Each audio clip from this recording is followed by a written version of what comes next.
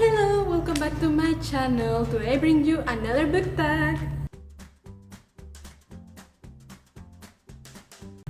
So, I cannot believe that we are in June and half the year has gone by. And I never say this a lot, but I am genuinely baffled that we are already in June because this year has been crazy and we started with the year going by fast and then it seemed to go at a snail's pace because of the quarantine and everything going on, and now it again feels like it's going super fast and we are in June.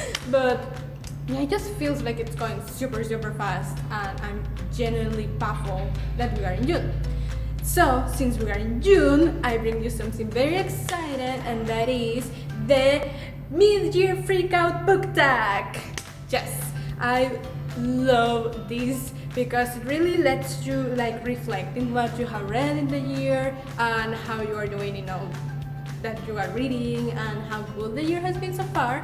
And I think I have had a pretty interesting first half of the year. I read a lot of different books, different genres, and instead of just fantasy as I usually do, which I'm very proud of that.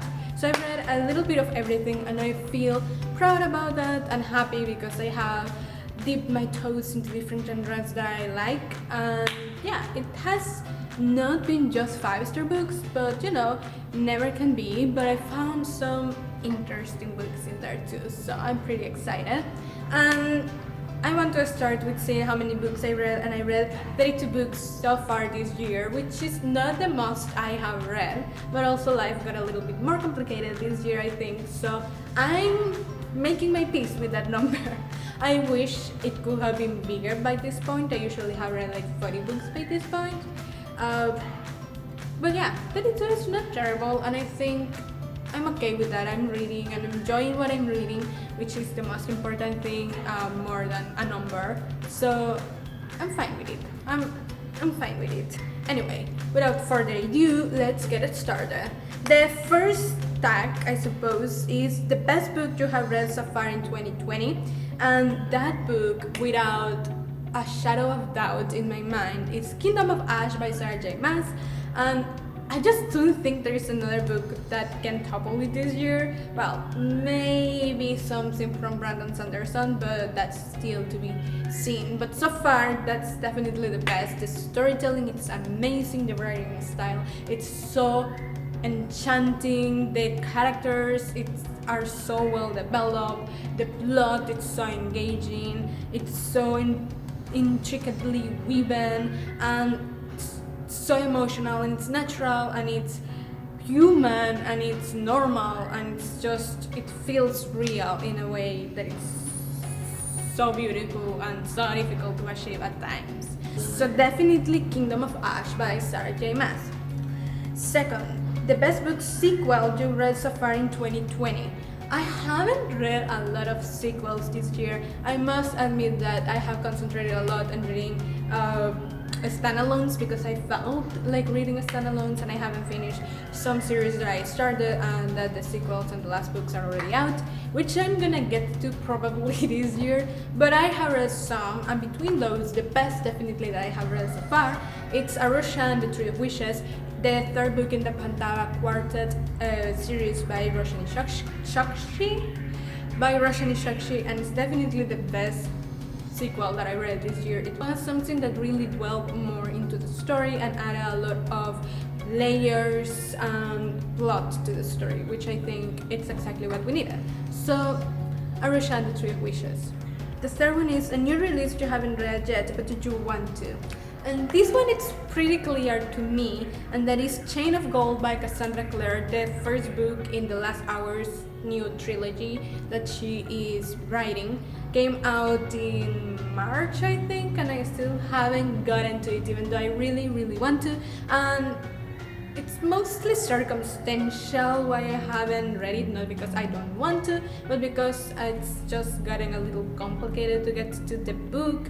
I bought it and it never arrived, and I want to get it in my hands, and I know that it will arrive, but it's been complicated, and it's been a little bit of a mess because of all the situation in the world and everything. So that's the reason I haven't gotten to it, but I really want to, and and getting to it as soon as I can. That's for sure.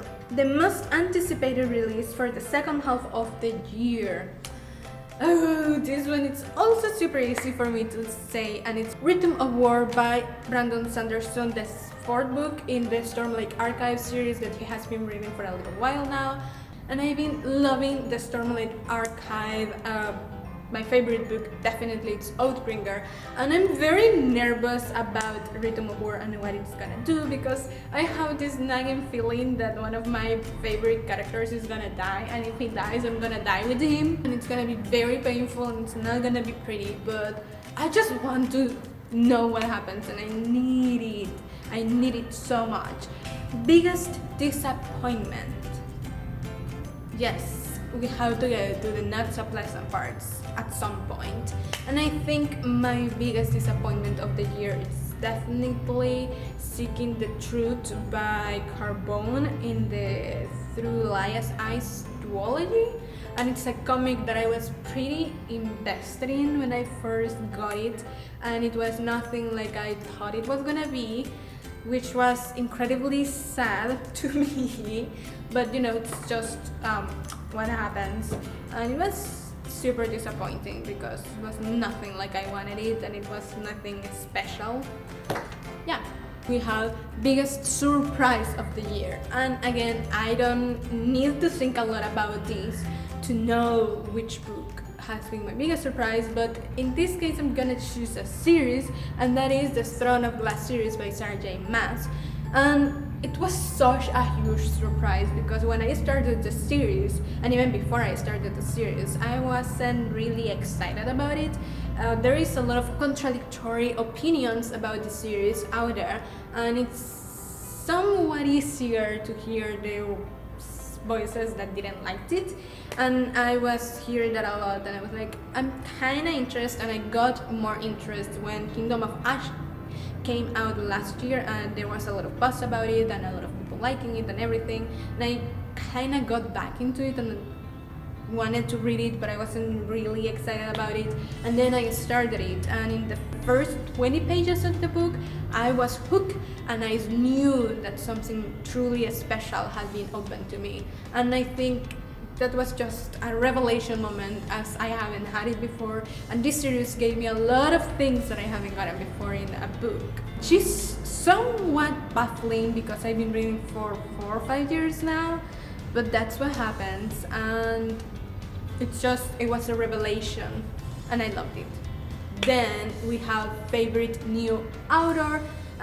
This can be a new debut author or a new author for you, and I'm gonna choose both for me because they have been publishing books for a little while, and I have two because I need to talk about them. The first one is Diana Gabaldon, which is not exactly new for me, I suppose. I have seen the Outlander TV show, but I haven't read her books until this year that I started reading the Outlander series, and I love it. I think it's pretty clever, and they are gigantic books, and I'm definitely gonna continue reading the Outlander series, so I'm gonna read like 8 or 9 of her books and that's something that you can talk about. And the other one, it's Taylor Jenkins Reid, the author of Daisy Jones and the Six.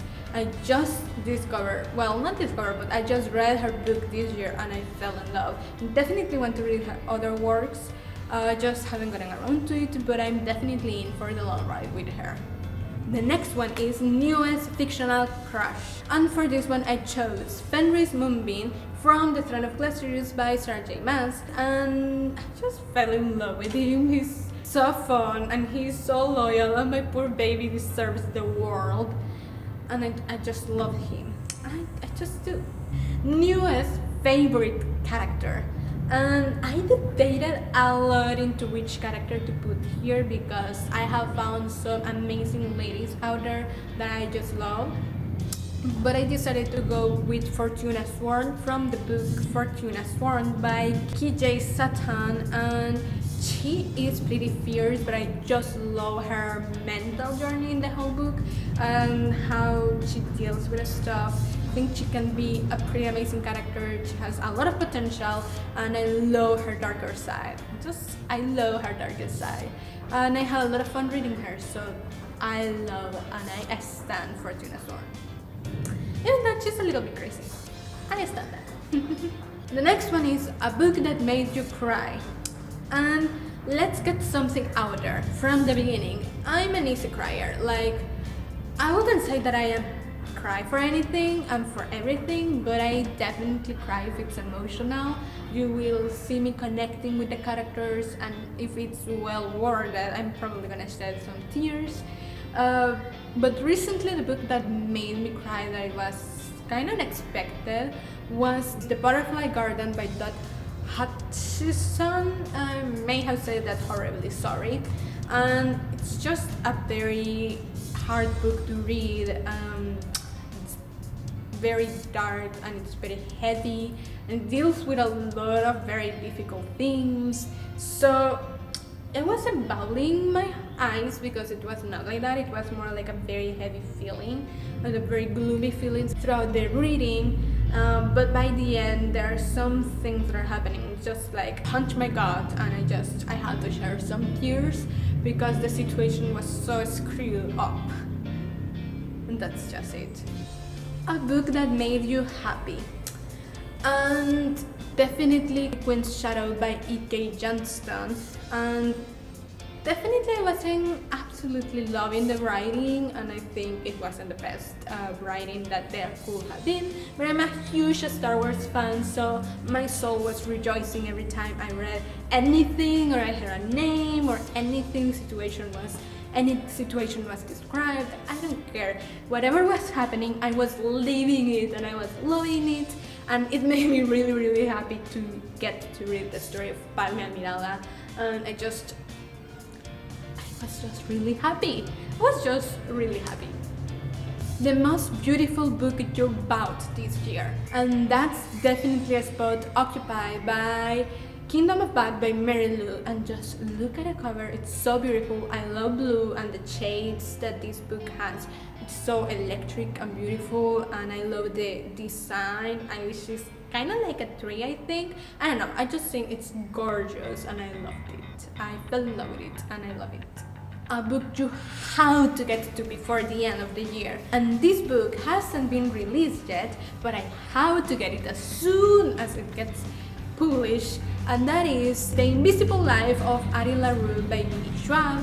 And oh my god, the things I heard about this book, it sounds so freaking interesting, and it's just about this girl Addie LaRue who has been living for a few decades, centuries by this point, and nobody remembers her because she made a pact with the devil and nobody else remembers her, just him, and she has been living like this for a few centuries now until she finds this guy who remembers her, and we don't know why or how that's possible. And it sounds super interesting, it sounds super deep as well, that it's gonna be deeply emotional, and I'm all here for it. I have read a few quotes here and there that B. Schwab has shared, and it just sounds amazing. And the other books I have read from her have been really, really good, so I think I'm gonna love it, and I'm just here for it. So yeah, that's the book tag and my mid-year freak out. I still can't believe we are already halfway through this year, and I can't believe it. I can't believe it, but it's been pretty interesting and pretty eye-opening, I think, this year for every one of us. And you know, I'm just glad that I have books to keep me company and to be here. And if you like this video, don't forget to give it a big thumbs up or subscribe if you haven't already, and then see you next week. Bye!